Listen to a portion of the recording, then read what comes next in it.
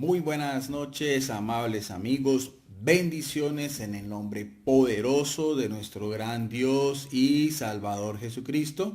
En esta ocasión vamos, como lo vieron en el título, los 144.000, otra vez un diálogo bíblico, teológico y también de carácter apologético con mi amigo el señor José Luis Restrepo, una persona testigo de Jehová, con el cual hemos iniciado una serie de diálogos en estos formatos, tratando diferentes temas relacionados con la fe. En estos primeros yo estoy empezando y después lo mismo, vamos a tener el mismo formato, yo empiezo.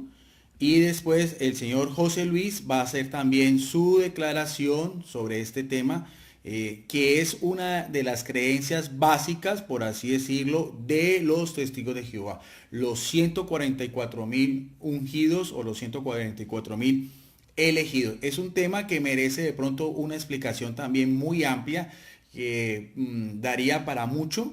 El origen de esa creencia en sí propia de los testigos de Jehová, como había dicho, pero en esta ocasión solamente voy a centrarme a hacer una exégesis bíblica desde mi óptica, desde mi perspectiva, como católico, sobre lo que es los 144.000, los dos versículos que habla en el libro del Apocalipsis o en el libro de las Revelaciones. Más adelante, en otro video, explicaré también cuál es el origen, de dónde surgió lo de los testigos de Jehová, creer que son 144.000 ungidos, y también otras referencias de acuerdo a lo que es la exégesis bíblica y de acuerdo a lo que es la hermenéutica, que son las ciencias que son, por así decirlo, que nos ayudan a comprender o darle una correcta interpretación al texto sagrado.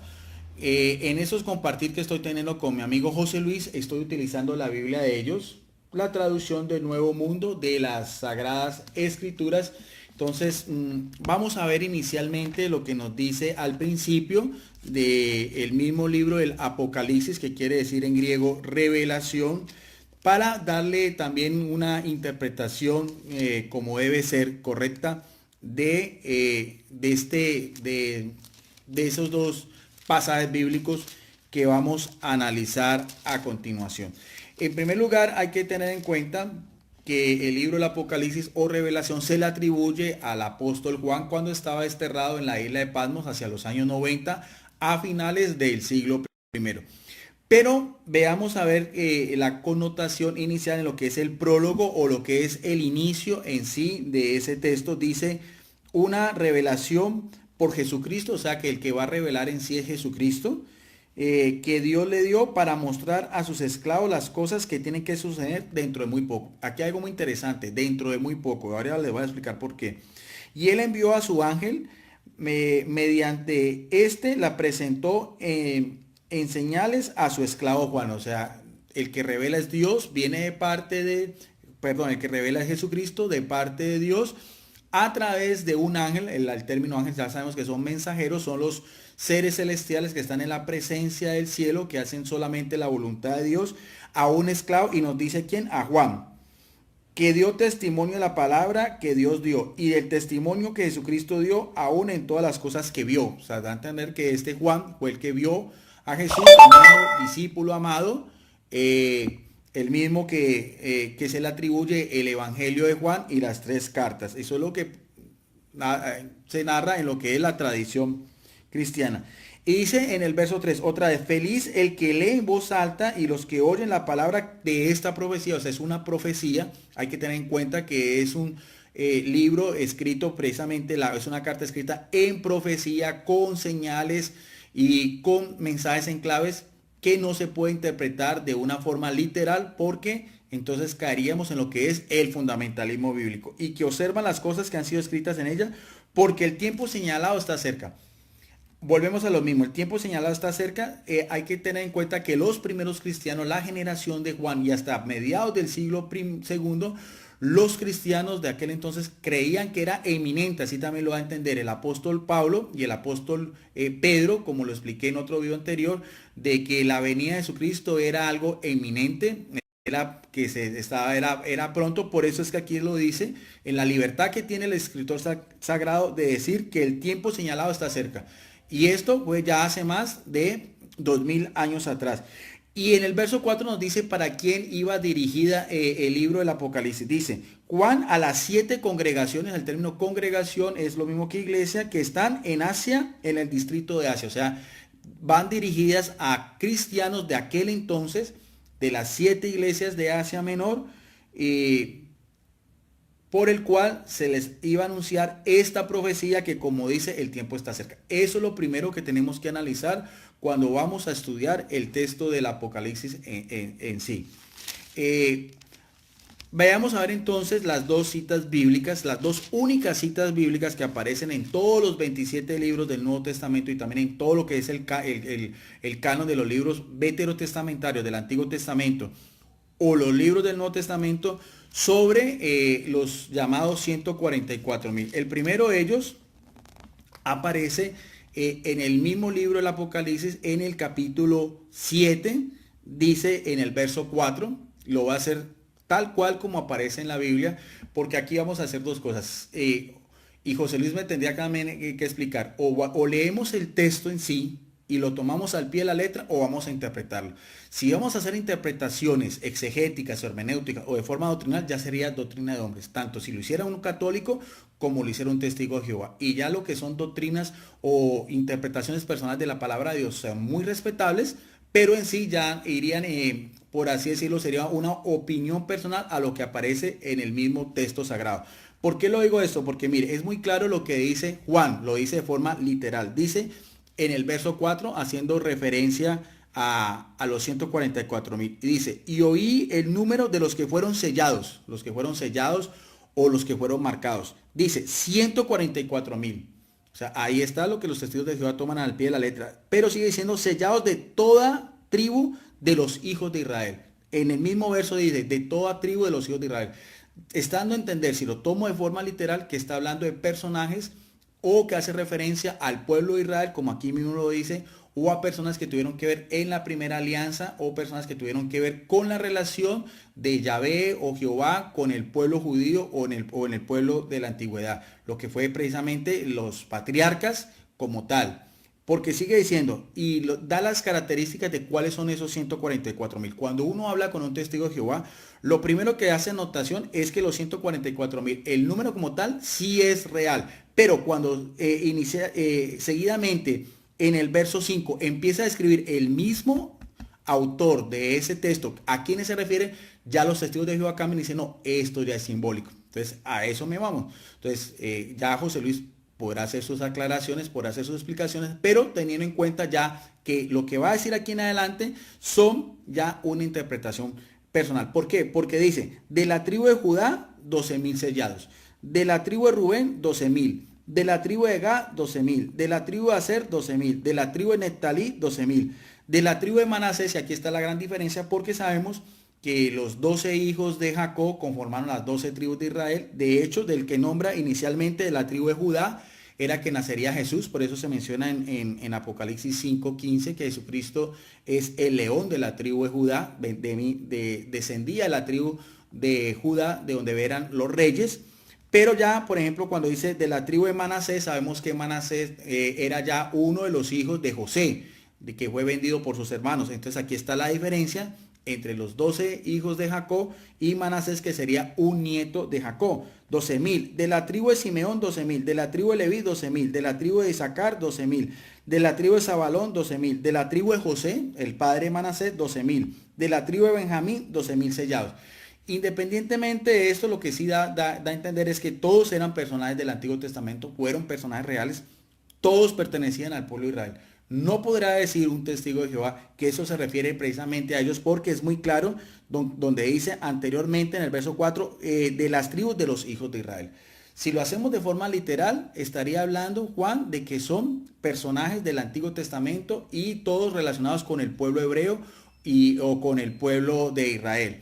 Pero sigue diciendo algo muy interesante porque ahí no termina todo, ahí no termina esta enseñanza en el capítulo 7, porque seguidamente dice en el verso 9, después de estas cosas, dice, vi y miré una gran muchedumbre, o sea, sigue diciendo Juan, miré una gran muchedumbre que ningún hombre podía contar. Y dice de quiénes son, de todas las naciones y tribus y pueblos y lenguas, y da una característica: de pie delante del trono y delante del cordero. O sea, esta otra muchedumbre que sigue a continuación dice que está de pie. Y los testigos de Jehová dicen, no, que eso de estar de pie es una forma simbólica para decir que están debajo.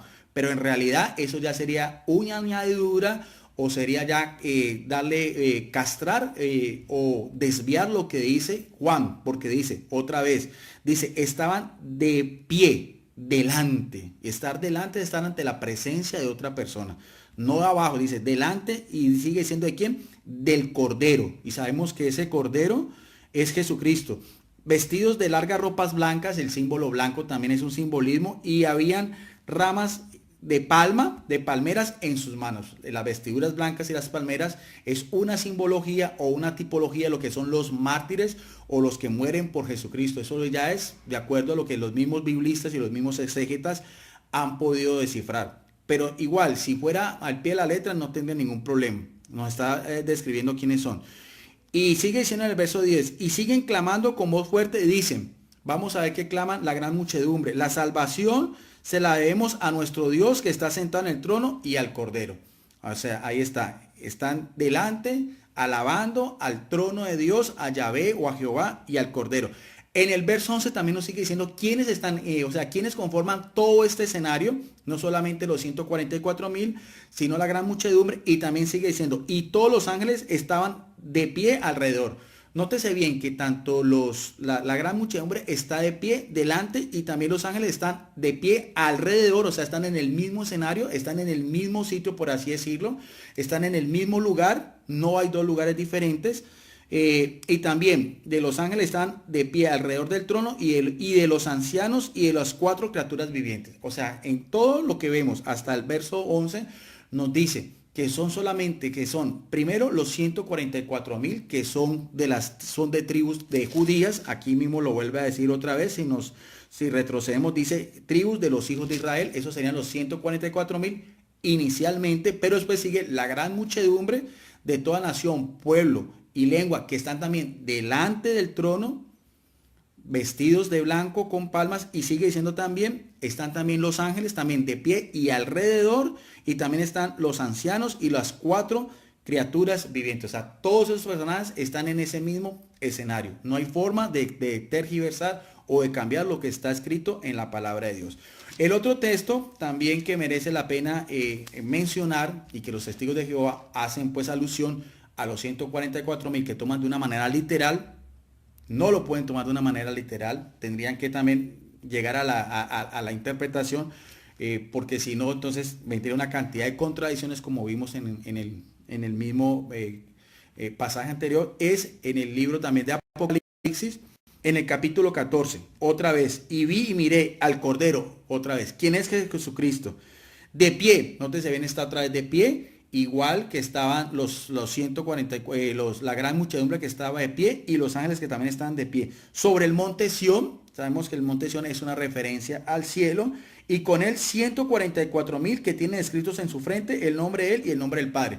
Vemos bien que ya en el capítulo 14 no nos dice que son de tribus de Israel, no nos dice que sean judíos, sino que cambia la connotación, o más bien es un complemento, porque nos dice que tienen ya escrito en su frente el nombre del Cordero y el nombre del Padre por igual, tanto el nombre del Cordero como el nombre de Jehová por igual, o de Yahvé. Y oí un sonido procedente del cielo, como el sonido de muchas aguas y como el sonido de fuertes truenos, y el sonido que oí fue como el de cantantes que se acompañan con arpas tocando sus arpas.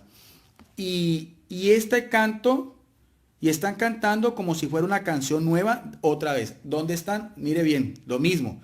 Mire el escenario. ¿Están qué? Están delante del trono y delante de las cuatro criaturas vivientes. Vemos bien que es el mismo escenario. Dicen, están delante del trono y están delante de las cuatro criaturas vivientes. Lo mismo que aparece en Apocalipsis 7, como veíamos anteriormente, otra vez, como veíamos en Apocalipsis 7, donde dice que la gran muchedumbre también está delante del trono y delante del Cordero. Es el mismo escenario. Y sigue, delante de los cuatro vivientes y los ancianos, están lo mismo.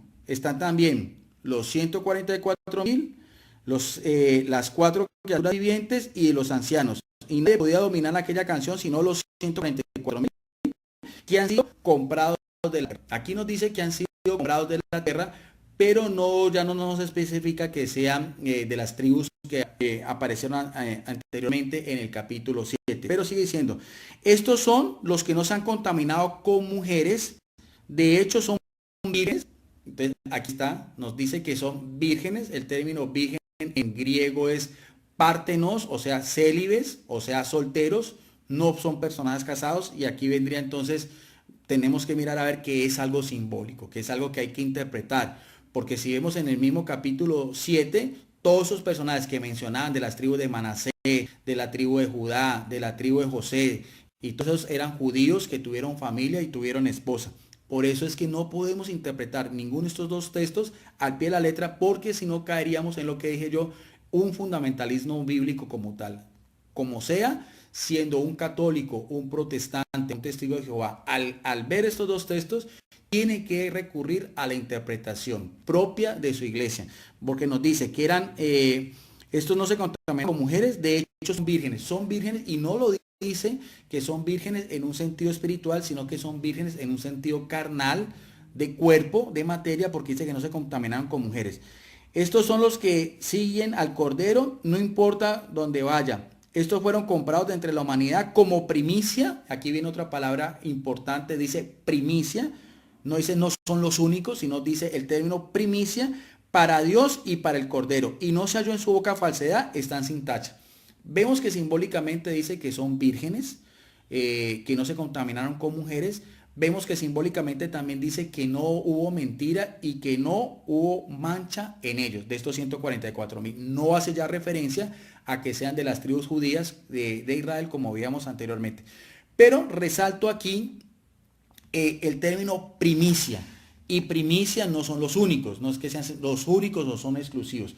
Vamos a ver, vamos a hacerlo mirando a ver qué nos dice en el griego koiné, que se escribió el Nuevo Testamento, el término primicia. Lo primero lo voy a hacer de esta Biblia, la Biblia de palabra clave en hebreo y griego. Si nos vamos al término primicia, que aparece ahí en lo que veíamos en Apocalipsis en el capítulo 14, en el verso 4, primicia, el término en griego es apargé, que quiere decir los primeros. En relación a los judíos eran los primeros frutos que se daban a los judíos, que daban en honor a Yahvé o a Jehová. Pero en la connotación que tiene de Apocalipsis 14, el término primicia se refiere a personas, primero en un sentido cronológico, o sea, a los primeros cronológicamente hablando. Aquí en el verso 14, en Apocalipsis 14, 5, cronológicamente sería, si vamos a hacer la concordancia con Apocalipsis 7, serían de los judíos de esas tribus que mencioné anteriormente.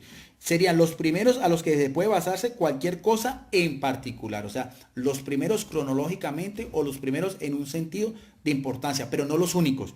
Como también el término primicia aparece en Romanos 16, 5, en 1 Corintios 15, 20 y 23, en 1 Corintios 16, 15, en Santiago 1, 8 y en Apocalipsis 14, 4. Sigue diciendo en esta propia Biblia de consulta que el término primicia, que es arpagé en griego, tiene relación o un sinónimo con otro término griego que es protos, que quiere decir inicio o primero. O sea, inicio o primero, pero no son solamente cronológicamente hablando los que aparecen en el texto de acuerdo a lo que Juan quiere decir. Los primeros, pero no los únicos. También en el diccionario expositivo de griego y hebreo, diccionario Vine, lo mismo. Si vamos a buscar el término primicia, también vemos a ver que tiene casi lo mismo que aparece en la Biblia de palabra clave. Dice primicia, otra vez, arpaqué. El término es arpaqué. Lo mismo, denota primeramente una ofrenda de los primeros frutos que le daban los judíos a Dios, de acuerdo a la misma cultura, a la misma religiosidad del pueblo. Pero también sigue diciendo, entre las muchas variantes de lo que es apagé o primicia, dice, a los primeros creyentes de un país en relación a sus compatriotas posteriormente convertidos. a los creyentes que están en esa era en relación con todo el conjunto de los redimidos, o sea, a los primeros en relación a los redimidos, todos los redimidos, primeros o cronológicamente los primeros, pero no los únicos, como aparece en Segunda de Tesalonicenses, en el capítulo 2, verso 13, y también otra vez en Santiago 1:8, y aquí también lo dice el diccionario Vine, en Apocalipsis 14:4. O sea que el término primicia no es que sean los únicos, no es que sean los únicos, sino que son los primeros, cronológicamente hablando. Otra característica en relación a la doctrina de los testigos de Jehová, los 144,000, que solo están en dos textos, y ya lo decíamos en el libro del Apocalipsis o Revelación, es que los testigos de Jehová dicen que estos 144,000 que ellos suponen, o es su creencia, que son todos testigos de Jehová, ¿ve? De hecho ellos piensan, y así lo van a entender en algunas de sus publicaciones, que ya los del cuerpo del gobernante ya están gozando, también están allá en el cielo gobernando con Jesucristo. Eso tampoco está en la Biblia, eso no lo pueden demostrar ellos, que los 144,000 sean todos testigos de Jehová, eso no lo dice el texto. Si yo lo voy a tomar al pie de la letra, inclusive lo que vimos en Apocalipsis 14, que son vírgenes, o sea que son célibes, que no hay mentira y no hay mancha, yo voy a decir que todos son católicos y no me podría alegar. José Luis no podría decirme o no podría darme un texto donde diga que son testigos de Jehová. Él lo cree, es muy respetable que lo piense como testigo de Jehová de acuerdo a lo que le han enseñado. Pero José Luis no me puede mostrar ni en Apocalipsis 7 ni en Apocalipsis 14 donde diga que son exclusivamente o que corresponden a la congregación, los testigos de Jehová, como es la enseñanza de ellos. Ni que ya los que murieron de ellos, de los del cuerpo gobernante, sean partícipes también, solo que sean exclusivos ellos que estén ya gobernando con Jesucristo, porque es una doctrina un poco más amplia y es necesario también aclarar posteriormente, o sea, darle un mayor cubrimiento. Dicen ellos también de que estos 144,000 están gobernando con Jesucristo en el cielo, y toman también en el mismo libro de Apocalipsis, ya en el capítulo 5, el verso 10 solamente. Y José Luis también hizo relación a eso en un video pasado. Dice el verso 10: hiciste que fueran un reino y sacerdotes para nuestro Dios, y han de reinar sobre la tierra. Entonces ellos dicen que ahí está, estos que son sacerdotes, un reino con sacerdotes que andan a reinar sobre la tierra con Jesucristo, dicen ellos que son los 144,000 y que ellos tienen la convicción de que son testigos de Jehová. Sin embargo, si vamos a ver el texto en su contexto, vemos bien que esos que se está refiriendo en el verso 10 no son los 144,000. Veámoslo desde el verso 8, dos versos anteriores. Y cuando tomó el rollo, las 4 criaturas vivientes y los 24 ancianos cayeron delante del Cordero. Cada uno tenía una arpa y tazones de oro que estaban llenos del incienso, y el incienso significa las oraciones de los santos. Y en el verso 9, y cantaban una canción nueva y decían: eres digno de tomar el rollo, de abrir sus sellos, porque fuiste degollado con tu sangre y compraste para Dios. Vamos a ver quiénes son. Dicen: personas de toda tribu, lengua y pueblo y nación. Entonces aquí, si vemos en el verso 4, los que se están reinando con Jesucristo no serían los 144,000, sino que podría hacer relación a las 4 criaturas vivientes y a los 24 ancianos. Ese sería el contexto general, si lo vamos a ver en el verso 8, para tener relación con el verso 10. Esa es otra cosa que me tendría que explicar también José Luis, de acuerdo a su doctrina, por qué en el verso 10 solo hacen referencia y en el verso 8 está hablando que son los 4 criaturas vivientes y los 24 ancianos. También en el mismo libro, el Apocalipsis o Revelación, cuando yo he tenido oportunidad de hablar con los testigos de Jehová sobre este tema en particular de los 144,000 y la gran muchedumbre, saco a colación de su Biblia, porque estoy haciéndolo solamente de la Biblia de los testigos de Jehová, una Biblia que he podido estudiar, aquí están las referencias. En el capítulo 19, el mismo libro de Revelación, en el verso 1 también hay una cita bíblica muy importante que nos aclara lo que yo estoy diciendo, que el contexto como tal de los 144,000, los 24 ancianos, los 4 personajes, los ángeles y la gran muchedumbre, todos están en el cielo. ¿Por qué? Dice en el verso 19:1: después de estas cosas oí lo que era una voz fuerte de una gran muchedumbre en el cielo. Mire bien que dice otra vez, muchedumbre en el cielo. Decían, alaben a Jah, que es una abreviatura de Yahvé o Jehová, y alaben a Jah, la salvación y la gloria y el poder pertenecen a nuestro Dios. O sea, cuando yo como católico, cuando hablo con los testigos de Jehová y hago referencia que en el capítulo 19, verso 1, dice que la gran muchedumbre está en el cielo, inmediatamente el testigo de Jehová me dice, no, esta gran muchedumbre ya no son los de toda nación, pueblo y lengua, sino que son los ángeles. Pero no hay forma de demostrar que la palabra muchedumbre se relacione con ángeles en el cielo. Por dos razones. En la propia Biblia de ellos, en Éxodo, en el capítulo 23, verso 2, dice, por ejemplo, en las recomendaciones o en las leyes que Yahvé o Jehová le daba al pueblo de Israel, decía, no deban seguir tras las muchedumbres para fines malos. O sea que el término muchedumbre se refiere son a personas, no a ángeles. Y no debes testificar en cuanto a una controversia para desviar con la muchedumbre a fin de pervertir la justicia. O sea que el término muchedumbre, bíblicamente hablando, no se refiere a ángeles, sino que se refiere precisamente a las personas, a los que son de toda lengua, nación y pueblo y raza. Es más, para que veamos claro que no son los ángeles, ya veíamos también en el capítulo 7, devolvámonos un poquitico, ver que los ángeles también están en el cielo, pero no se identifica como la muchedumbre. Pero dice acá, hago énfasis en esto, decían, esto en Apocalipsis 19:1, la gran muchedumbre en el cielo decía, veamos a ver qué es lo que cantaban o decían, la salvación y la gloria y el poder pertenecen a nuestro Dios. Esa connotación, la salvación y la gloria y el poder pertenecen a nuestro Dios, es lo mismo que aparece en Apocalipsis capítulo 7 del verso 9 cuando habla de la gran muchedumbre. Dice, otra vez, veamos a ver la concordancia. Dice, después de estas cosas vi y miré una gran muchedumbre que ningún hombre podía contar, de todas las naciones, tribus, pueblos y lenguas, y de pie delante del trono y delante del cordero. Ya sabemos que estar delante no es estar debajo, y vestidos de largas ropas blancas, y habían ramas en palmeras en sus manos.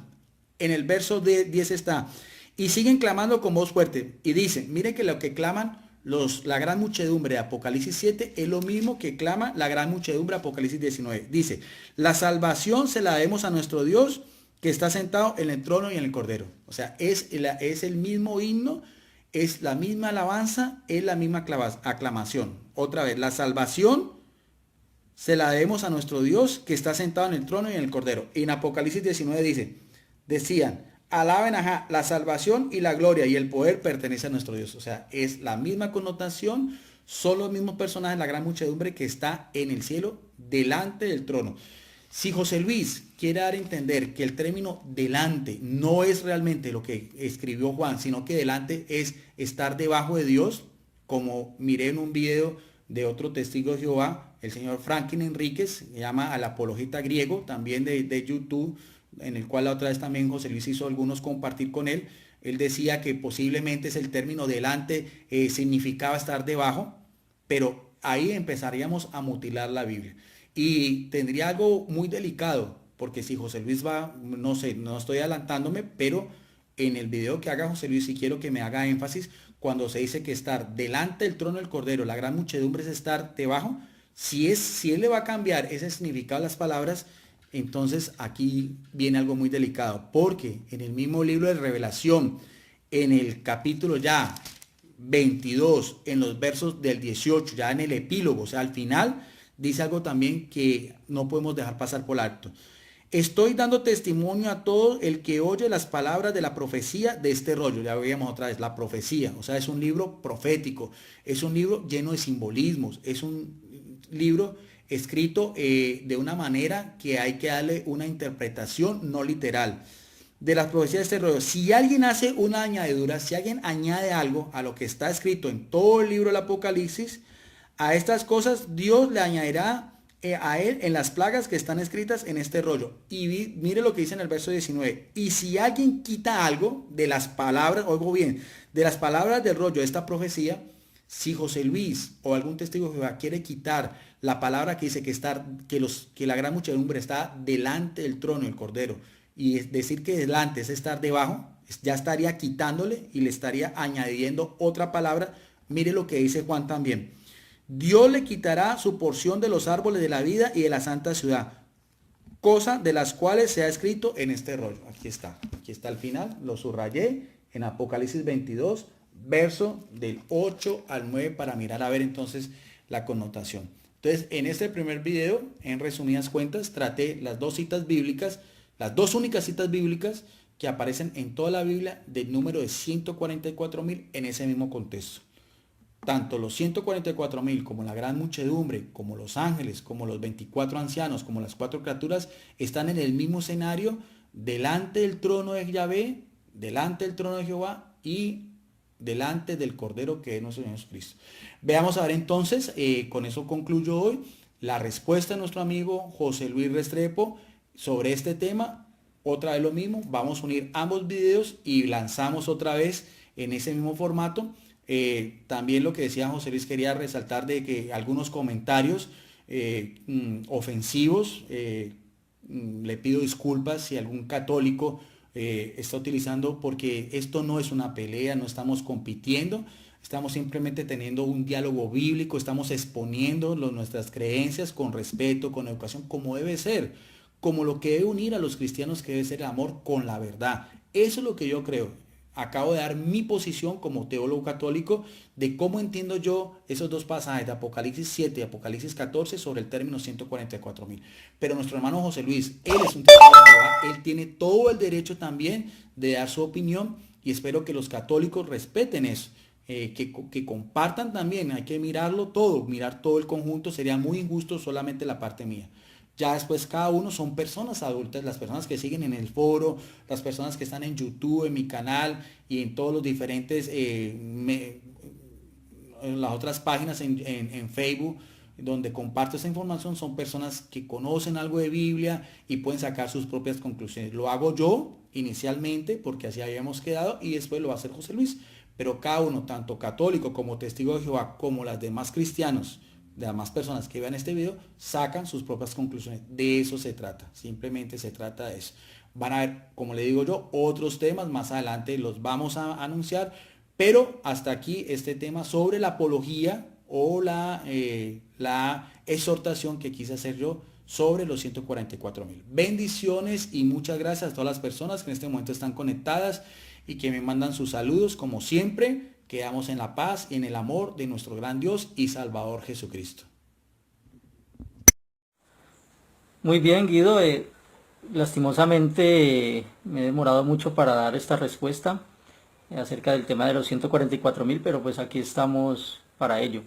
Estuve en una exposición en la ciudad de Cali y eso me retrasó bastante. Pero bueno, el asunto es el siguiente. Me pareció interesante para empezar lo que dices al inicio de tu video, de que no se puede interpretar literalmente el Apocalipsis porque caeríamos en el fundamentalismo bíblico. Pero tú mismo te contradices porque más adelante interpretas lo de las 12 tribus, interpretas la palabra tribus de Israel de manera literal. Y también interpretas de manera literal lo de estar delante. Entonces el asunto no es interpretar literal o simbólicamente. El asunto es interpretar bien, de acuerdo al contexto y de acuerdo a la información bíblica que tengamos.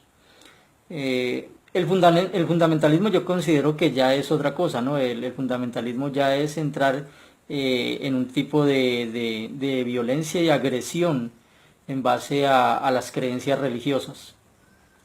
Pero entonces también dices que cuando interpretamos esto se convierte en doctrina de hombres.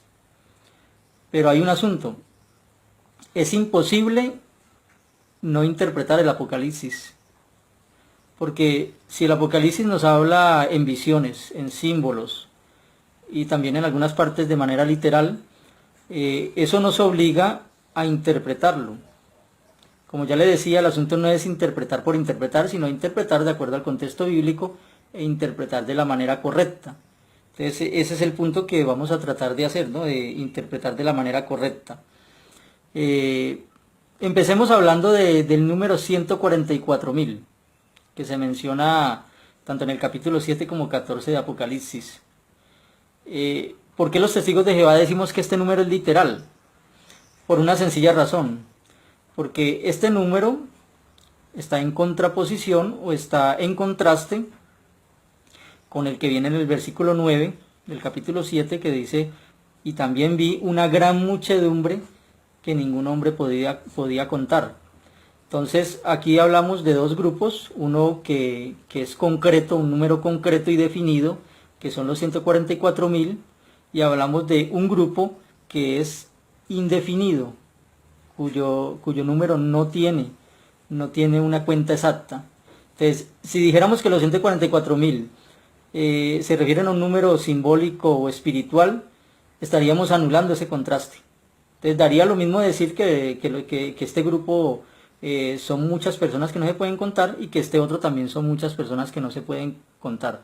Entonces ahí ese es el punto de por qué decimos que este número es fijo, ¿cierto? Es definido. Pero bueno, hay otros datos que también nos aportan información acerca de que este número realmente puede ser definido. Por ejemplo, se puede leer Lucas 12:32, donde se habla Jesús que ustedes son el rebaño pequeño. Entonces claramente se menciona un grupo que es un rebaño pequeño. Inclusive Jesús dijo en muchas ocasiones que muchos son los llamados, pero pocos los escogidos. Entonces esto, rebaño pequeño y pocos los escogidos, no concuerda con la idea de millones de personas como la gran muchedumbre, o un grupo que no se pueda contar. Entonces vemos que es un grupo reducido numéricamente. Otro punto es el que menciona Romanos 11, 25-26, donde habla de que se tiene que completar el número pleno de los que van a ser salvados. E inclusive en ese mismo capítulo después se les llama a ese grupo el Israel de Dios, que más adelante explicará a qué se refiere. También Revelación o Apocalipsis 6:11 habla de que hasta que se complete también el número. Entonces nuevamente se está haciendo alusión a un número que se tiene que completar. Entonces todos estos textos nos indican de que realmente este es un número definido, 144.000. Pero bueno, ¿por qué decimos de que ya lo de las tribus tiene un significado más bien espiritual?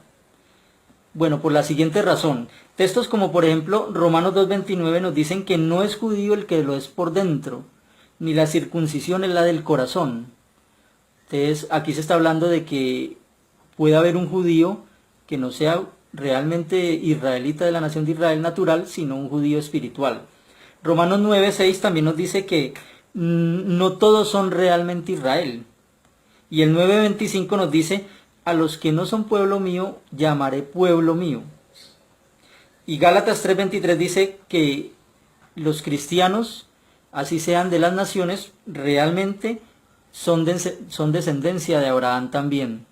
Entonces no es judío el que lo es por dentro, sino que es judío el que lo es en sentido espiritual, bajo el llamado que hace Jesucristo. Por lo tanto, como dice Gálatas 6:16, estamos hablando del Israel de Dios, un Israel espiritual. Porque inclusive podemos leerlo en Mateo 21:43, donde Jesús dice que el Israel natural sería rechazado y el reino se le daría a personas de diferentes lugares, de diferentes naciones. Por lo tanto, vemos de que la nación espiritual que se armó para recibir la salvación y el reino y el sacerdocio se compone tanto de israelitas naturales como personas de todas las naciones. Ese conjunto son un Israel espiritual o un Israel de Dios. Inclusive el apóstol Pedro, en su primera carta a Pedro, en el capítulo 2:9, dice que ellos son un sacerdocio real. O sea, todos los cristianos que estaban congregados en la congregación cristiana del siglo I eran un sacerdocio real, una nación santa, un pueblo para posesión especial que recibiría el reino y el sacerdocio. Como le dijo Jesús a los mismos discípulos en la última cena: ustedes son los que han continuado conmigo en mis pruebas, yo hago un pacto para un reino, para que coman y beban en mi reino, para que sean reyes y sacerdotes. Ya otros textos del Apocalipsis nos muestran claramente la función de reyes y sacerdotes que recibe este grupo pequeño. ¿Qué textos nos indican eso? Apocalipsis 14:3 nos dice que ellos son comprados de la tierra, estamos hablando de los 144.000. El versículo 4 nos dice que son comprados de entre la humanidad. Cuando detallamos esas dos frases, se nos está aludiendo claramente a que estas personas no salen solamente de la nación de Israel, sino que salen de toda la humanidad y de toda la tierra. Por lo tanto, nos da la conclusión correcta de lo que habíamos leído en los textos de Romanos y en otros textos acerca de que son un Israel espiritual. También en Lucas 12:32, como habíamos mencionado, Jesús les prometió al rebaño pequeño darles el reino. Y en Apocalipsis 20:6 y 4 nuevamente se nos muestra de que ellos serían reyes y sacerdotes, así como también nos lo dice Apocalipsis capítulo 5 versículo 10 de que reinarán sobre la tierra. Todos estos textos nos indican que este grupo pequeño, este grupo definido numéricamente, tienen una función especial que es la de ser reyes y sacerdotes al lado de Cristo en el cielo. Yo siempre pongo una ilustración. En una nación, en un país, en un reino, en especial los de la antigüedad que eran los que manejaban este concepto, todo el mundo no era rey, todo el mundo no reinaba, ni todo el mundo era sacerdote. Claramente siempre hay un grupo que son los que gobiernan y hay un grupo que son los súbditos, los que son gobernados. Por lo tanto, la conclusión de todos estos textos es de que hay un grupo que va a gobernar, que son los 144,000, que son reyes y sacerdotes comprados de toda la tierra, y después hay una gran multitud o muchedumbre de personas de toda nación también, de toda la tierra, que serán súbditos de esos reyes. Entonces ya definimos el asunto numérico, el asunto de a qué se refiere que sean de las 12 tribus, pero ahora, y definimos la función, y ahora queremos definir es el lugar donde estarán, tanto los 144,000 como la gran muchedumbre. Y para eso quiero hacer un escenario. Y quiero hacer un escenario porque precisamente Guido Rojas nos mencionaba de que en el cielo se da un escenario donde está tanto el Padre como Jesús, como los ángeles, como los 144,000 y como la gran muchedumbre, todos delante del Cordero y delante del trono del Padre, todos delante en el mismo escenario en el cielo. Bueno, entonces yo quiero hablar de que, en este caso, Guido, tú estás comprimiendo el escenario bíblico, o sea, lo estás reduciendo al mínimo. Estás interpretando de que el escenario bíblico solo es el trono y su alrededor, que solo es un pedazo en el cielo donde están tanto el Padre como el Cordero, los ángeles y la gran muchedumbre. Pero cuando analizamos a nivel bíblico el escenario realmente es mucho más amplio y mucho más profundo de lo que se ve. Entonces, ¿cómo lo puedo probar? Vamos a hacer alusión a algunos textos. Primero, tengamos en cuenta que la palabra enopión, que se usa en Apocalipsis 7:9, cuando dice que la gran muchedumbre está delante del Cordero, esa expresión, esa palabra enopión aparece 95 veces en la Biblia. El diccionario Strong nos dice que no solo significa estar delante, sino que también significa estar en la presencia o a la vista de, ¿cierto? Esa es la etimología o el significado de esa palabra, enopión. Eso significa que en ese escenario no es necesario que la gran muchedumbre, por estar de pie delante del trono, tengan que estar en el cielo exactamente. Pueden estar en la tierra delante del trono, de pie delante del trono. Bueno, hay textos que confirman eso. Vamos a ver. En realidad hay más de 500 textos. Mucho más de 500 textos en la Biblia que hablan de estar delante de Dios, pero en la tierra. Sin embargo, por cuestiones de tiempo en el video, yo he querido comprimir la lista y solo mencionar algunos ejemplos. Para hablar, por ejemplo, del asunto de a la vista de, yo quisiera leer lo que dice Segunda de las Crónicas 7:14. Entonces dice, Segunda Crónicas 7:14 dice, y mi pueblo sobre el cual mi nombre ha sido llamado se humilla y ora y busca mi rostro y se vuelve de sus malos caminos, entonces yo mismo oiré desde los cielos. Entonces ahí claramente se habla de que si alguien del pueblo busca el rostro de Jehová, se humilla, ora, Jehová desde el cielo lo escuchará, Jehová desde el cielo lo puede ver, porque esta persona está a la vista de, se puede decir que está delante de. Pero bueno, vamos a ver textos mucho más claros que ese, ¿no? Es solo para empezar a hablar del asunto. Cuando leemos ya en Proverbios 15:11, ¿cierto? En Proverbios 15:11 nos dice lo siguiente: el Seol y el lugar de la destrucción están enfrente de Jehová, cuanto más los corazones de la humanidad. O sea, dice que enfrente o delante de Jehová, a su vista, a la vista de Jehová, está tanto el Seol como los corazones de los hombres. Entonces, claramente ahí se está hablando de que delante de Jehová está todo. O sea, delante de su presencia está absolutamente todo, tanto el Seol como los corazones de las personas y las personas mismas. Pero bueno, también Hebreos 4:13 nos dice que a la vista de él están todas las cosas abiertamente expuestas a sus ojos. Todo lo que hace la humanidad y todos los movimientos que tienen las personas están a la vista de él. Recordemos que enopión significa no solo delante de, sino a la vista de. Entonces seguimos con el texto. Ahora, Hebreos 4:16 es mucho más claro porque dice, hablando de personas que están en la tierra, hablando de los cristianos del siglo I, les dijo el apóstol Pablo: acerquémonos al trono de nuestro Dios. Entonces miren, noten lo que dice: acerquémonos al trono de nuestro Dios. Estando la persona en la tierra, se puede acercar, estar delante del trono de Dios. ¿En qué sentido? En el sentido espiritual. Después vemos, por ejemplo, ya en Deuteronomio 19:17, donde se habla de un ejemplo de que si habían dos litigantes, dos personas que de pronto estaban presentando una queja por algún asunto, dice que los litigantes se deben de presentar delante del Señor. Y noten que en el escenario no solo está el Señor o Dios y los dos litigantes, sino también dice delante de los sacerdotes y delante de los jueces. Entonces observamos un escenario parecido al del Apocalipsis capítulo 7, donde está Dios, donde están los litigantes, donde están los jueces y los sacerdotes. O sea, hay un conjunto de personas en el mismo escenario, pero el escenario es tanto el cielo como la tierra.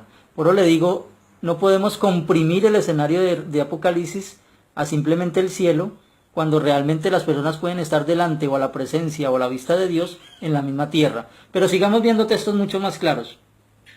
En 2 de Crónicas, capítulo 20, versículos 3 y 18, dice que todo Judá, toda la nación, todo el pueblo de Judá, estaba de pie delante del Señor. Toda la nación estaba de pie delante de Jehová. Y no estaban en el cielo todos los de Judá, no, estaban en la tierra. Estaban en la tierra de pie delante de Jehová, que estaba en el cielo. Entonces, nuevamente. Ahora, también podemos encontrar el estar delante de Dios y el andar delante de Dios en Génesis 17:1, ¿cierto? Lo hizo Abraham. Dios le dijo: anda delante de mí. Lo podemos encontrar también en Éxodo 16:9, Éxodo 17:6, 28:30 y 29:42. En Levítico 9:5 es interesante porque dice que la asamblea entera estaba de pie ante, o como traducen otras Biblias, delante del Señor. Dice que estaba la entera asamblea de pie delante del Señor. En Números 16:16 dice que todos estaban presentes delante de Jehová. Lo mismo que dice en Deuteronomio 29:10 y 15. Jueces 21:2 dice que el pueblo vino a Betel y estuvo delante de Dios. Bueno, algunos de pronto arguyen o argumentan de que ese estar delante de Jehová era el estar delante del tabernáculo o delante del templo. Pero pues igual, o sea, estamos hablando de que en el escenario bíblico se puede estar delante de Jehová o delante del Señor desde la misma tierra. Y no todos los textos que hemos citado, estas personas estaban delante del templo o el tabernáculo. Recordemos que habían personas en otros lugares y, por ejemplo, cuando estaba Abraham ni siquiera existía el templo o el tabernáculo. Pero seguimos con los textos.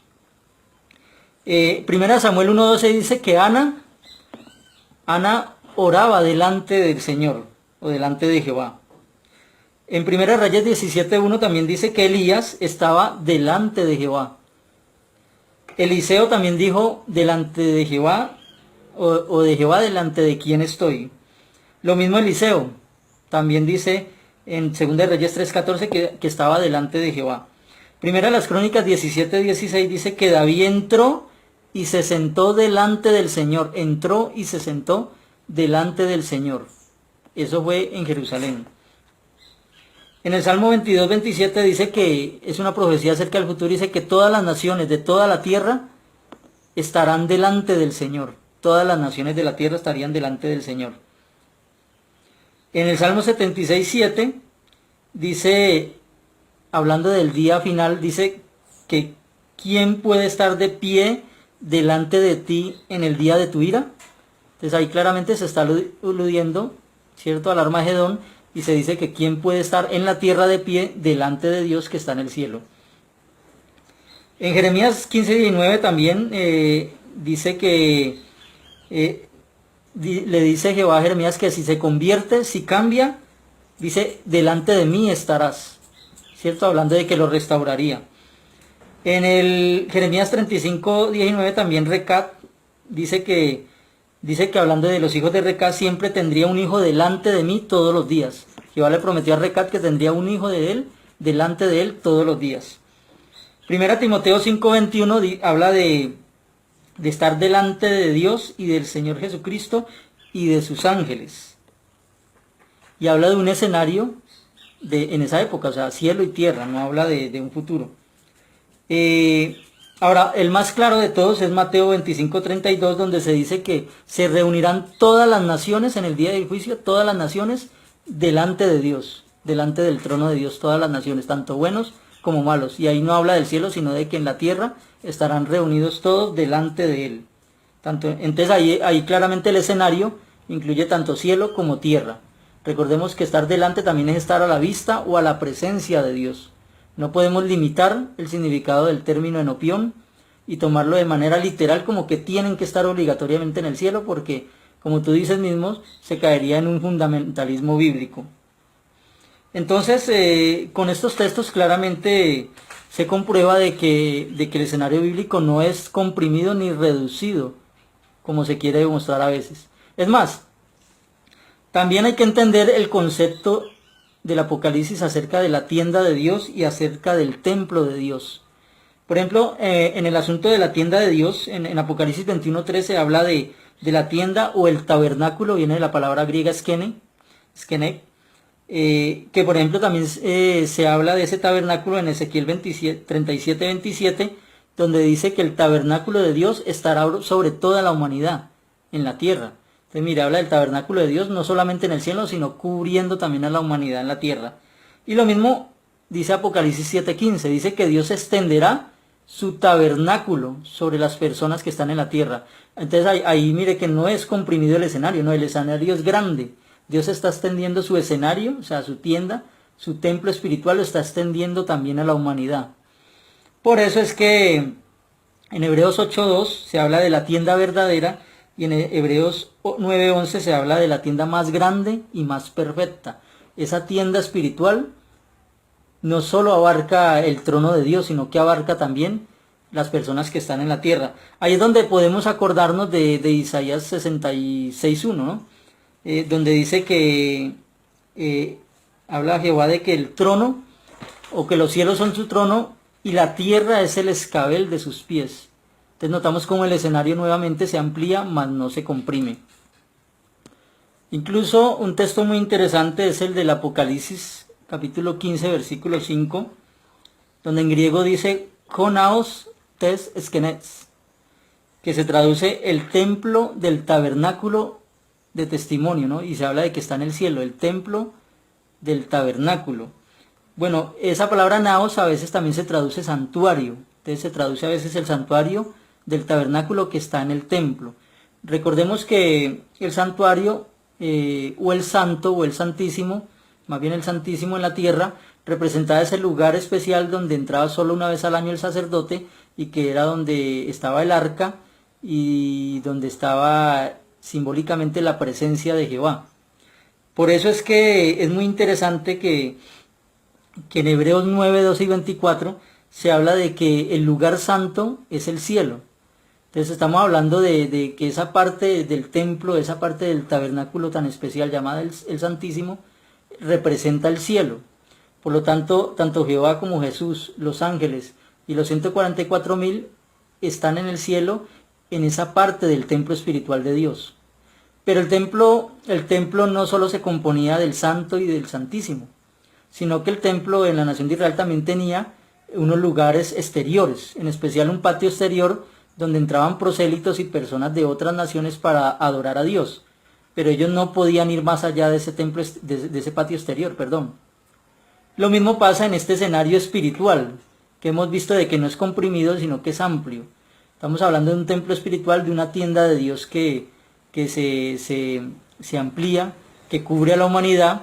En ese escenario de ese templo espiritual, en ese patio exterior, representaría la tierra donde están las personas de la gran muchedumbre, que vimos que están delante y de pie delante del trono del Cordero, del trono del Padre y del Cordero, pero significa estar a la vista o a la presencia de ellos, no necesariamente estar en el cielo. Incluso hay una frase que demuestra de que están en un escenario terrenal, porque dice que adoran a Dios en su templo día y noche. Entonces sería imposible de que estuvieran en el cielo, porque la misma palabra día y noche no compagina con la vida en el cielo, ya que en el cielo, como dice en el mismo Apocalipsis, no existen ese tipo de esferas celestes, no existen ese tipo de materia terrestre. Entonces claramente ese término alude a que están en la tierra. Ahora, ¿qué significa la expresión de que los 144.000 sean primicias? Guido decía de que significa de que son los primeros de un gran número de personas que se van a salvar en el cielo, pero no necesariamente. Cuando hablamos de que ellos son las primicias, tenemos que ir al significado que esto tenía en la nación de Israel, y lo voy a explicar. Las tres fiestas que celebraban los israelitas eran una representación de lo que llegaría después. Claramente lo dice la Biblia. Por ejemplo, recordemos que el día 16 del Nisan, ¿cierto? El día 16 del Nisan, los israelitas celebraban una fiesta. Les voy a decir qué fiesta. Los israelitas celebraban una fiesta que era la de la gavilla de la cebada, ¿cierto? Ellos mecían una gavilla de cebada. Ahora resulta que Jesucristo, como también resucitó precisamente el 16 del Nisan, Jesucristo representa esa ofrenda de la gavilla de cebada. Después, 50 días después, en la fiesta del Pentecostés, se celebraba la fiesta de las primicias de la cosecha. Se daban las primicias de la cosecha del trigo. Y notamos en la Biblia, en Hechos 2, capítulo 2, como precisamente en la fecha del Pentecostés es que salen las primicias de los cristianos ungidos, sellados por el Espíritu Santo, bajo el derramamiento del Espíritu Santo, ¿no? Esos primeros fueron las primicias de esa cosecha del trigo, ¿no? Después vemos la tercera fiesta, que es la fiesta de las cabañas o recolección en el séptimo mes, el mes de Tanin, donde las personas estaban gozosas y la gente ondeaba ramas de palmera, lo que claramente hace alusión a la gran muchedumbre en Apocalipsis 7:9. Por eso decimos de que la gran muchedumbre es representada en esta tercera fiesta, que es la fiesta de la cosecha o la recolección. Entonces claramente Jesús es la gavilla de cebada del 16 del Nisan, los 144.000 son esas primicias de la fiesta de Pentecostés, y la gran muchedumbre representa a toda la recolección de la cosecha en el mes de Tanin bajo la fiesta de las cabañas. Entonces claramente se nos habla ahí de que sí hay dos grupos. Sí hay dos grupos, que es el de 144.000 y el de la gran muchedumbre, porque me pareció muy interesante cuando busqué en la enciclopedia católica, donde decía de que Dios no tiene dos grupos de salvación. Pero cuando vemos todos estos textos vemos de que sí hay dos grupos de salvación, pero todos tienen el mismo premio, ¿no? La misma esperanza. La esperanza es una sola, que es la vida eterna. Ahora para finalizar quiero dar respuesta a algunos interrogantes que encontré tanto en la Enciclopedia Católica y en páginas católicas como en páginas protestantes y de pronto algunas que tú, Guido, también planteaste, ¿no? Quiero mencionar. Una de ellas es que decía que la salvación de otros es de menor valor permaneciendo para siempre en la tierra. Entonces esta página católica decía que el obtener la salvación en la tierra sería una salvación menor, sería como un premio menor. Pero eso es no tener en cuenta la grandeza de las bendiciones de Dios. Es más, eso me recuerda a los israelitas cuando estaban en el desierto y Dios les proveyó el maná. ¿Y saben qué pensaron muchos israelitas? ¿O cómo llegaron a tratar ese maná? Llegaron a decir ese pan maldito que bajó del cielo. Llegaron a tratar las provisiones de Dios como pan maldito. Se parece un poco a los que desprecian la vida en la tierra futura. Tal vez ellos no quieran vivir en la tierra, pero millones de personas sí queremos vivir en la tierra. Es más, millones de personas soñamos con una tierra limpia, con una tierra llena de paz y de justicia. Yo personalmente me gustan los ríos, me gusta el mar, me gusta adorar a Dios aquí desde la tierra. Y es mi sueño estar aquí en la tierra. Si otro no quiere ese paraíso, pues ya es cosa suya. Pero no nos pueden negar el derecho a otros de querer desearlo. Otra expresión que encontré es que decía uno que 3 de las bienaventuranzas prometen el cielo, ¿cierto? Hablaba él de que la Biblia promete es la vida eterna en el cielo, pero a él se le olvidaba que en Mateo 5:5 también Jesús en una de las bienaventuranzas promete como herencia la vida en la tierra. Entonces, ojo, a veces algunos piensan solo en la vida en el cielo, pero no se olvidan que la Biblia también habla de la vida en la tierra. Es más, hay varios textos que hablan de una vida futura en la tierra. Segunda de Pedro 3:13 habla de que habrá una nueva tierra. Lo mismo que hace el Apocalipsis 21:1, ¿no? Hablar de la nueva tierra. Lo mismo que hacía Isaías 66:22, hablar de la nueva tierra que Dios va a crear. Lo mismo que plantea Salmo 37:29, que los justos heredarán la tierra para siempre. Pero en especial quiero leer lo que dice Hebreos 2:5. Y lo quiero leer porque muchos dicen de que los apóstoles no predicaban un paraíso o no predicaban una tierra futura. Noten lo que dice Hebreos 9:5. Porque no es a ángeles a quien él ha sujetado la tierra habitada por venir, acerca de la cual hablamos. Noten que los apóstoles sí hablaban de una tierra futura, sí hablaban de una tierra habitada por venir, sí hablaban de una nueva tierra. Alguno dirá, no, pero es que hay algunas Biblias de que traducen el mundo por venir. Y ese mundo no necesariamente sería la tierra. Bueno, resulta que la palabra ahí para tierra es oikumenen en griego y en latín es orben terrae. Entonces sí está hablando de una tierra habitada. Es la misma expresión que se usa en Hechos 17:31 para comprobar de que se habla de la tierra habitada. Entonces el asunto de que la Biblia promete una tierra futura está totalmente confirmada por estos textos. Obviamente la preeminencia, el enfoque principal en el Nuevo Testamento se le da a la vida en el cielo y se le da el enfoque principal al completar ese número de los que reinarían con Jesús y serían sacerdotes en el cielo. Otro punto que encontré es de que los 144.000, hablando de los 144.000 en una página católica, dice, ¿tan reducido es el número de los que se salvarán? Bueno, hay una falacia ad ignorantium. ¿Por qué digo que hay una falacia ad ignorantium? Porque es una ignorancia decir de que los testigos de Jehová enseñamos que solo se van a salvar 144.000. Es una falacia que se usa mucho en las redes para desacreditar a los testigos de Jehová. En realidad nosotros creemos de que no solo se van a salvar los 144.000, sino una gran muchedumbre de personas que no se puede contar, o sea, millones de personas. Y aparte de eso decimos que se van a salvar millones de personas injustas, o sea, personas que no tuvieron la oportunidad de conocer las leyes de Dios o de practicarlas, como por ejemplo todos esos indios que vivieron en la América precolombina o inclusive en parte de la época colonial.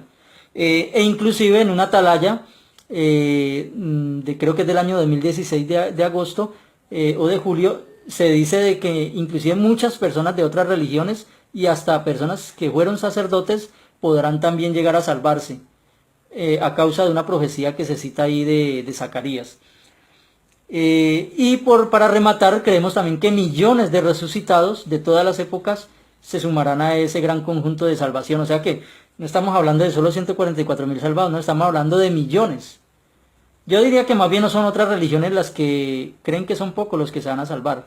Porque, por ejemplo, la religión católica declara anatema en sus concilios a todo el que no crean en sus dogmas, como los de la Virgen María. Dice claramente que se declara anatema. Anatema es maldito. Entonces están condenando a todas las personas que no están creyendo en su doctrina. Y las iglesias protestantes son claramente conocidas por condenar a demonios, por condenar como anticristos, por condenar como inmundos a toda persona que no cree en lo que ellos creen. Entonces, si nos vamos a esos datos, en realidad los testigos de Jehová son la religión que más personas cree que se van a salvar. Otro punto es que el que mencionabas tú, Guido, de que en el Apocalipsis 19.1 se habla de una gran muchedumbre que está en el cielo. Bueno, y tú decías, los testigos de Jehová dicen que son ángeles y no hay prueba de eso. Bueno, al contrario, sí hay prueba de que eran ángeles. Y le voy a decir por qué. Porque primero la palabra muchedumbre no es exclusiva de los seres humanos, como decías tú en el video. En realidad la palabra muchedumbre se traduce también multitud. La palabra griega es oklos y la palabra latina es multitudo. Resulta que consultando lo que es Apocalipsis 5.11, ahí se nos habla de muchos ángeles, millares de millares. Y consultándolo en la Biblia latinoamericana y Biblia de Jerusalén, que son católicas, dicen multitud de ángeles. Entonces mire, la palabra muchedumbre, que es multitud, también alude a ángeles. O sea, no es exclusiva de seres humanos. Por lo tanto, esa gran muchedumbre que menciona Apocalipsis 19.1, claramente pueden ser una gran multitud de ángeles. Pero ahí hay otro problema, que es la mala lectura. Porque ahí dice que se oyó el sonido como si fuera de una gran muchedumbre. No dice que era una gran muchedumbre, no.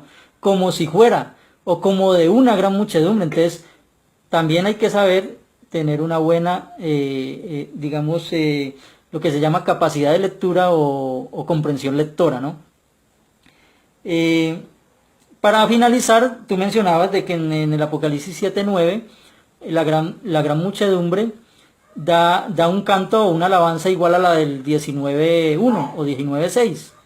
Pero buscando algunas referencias, como el mismo Apocalipsis 7, pero en el versículo 11 y 12, o en el Apocalipsis 5.13 o en el 5.11, ahí se mencionan de que no solo la gran multitud da una alabanza o gloria a Dios, sino que también lo hacen los ángeles y también lo hacen muchas otras personas. Bueno, me tocó ir a callar este perro y con esto quiero finalizar el video. Espero, Guido, de que haya quedado respondidas todas las inquietudes en las que quedamos.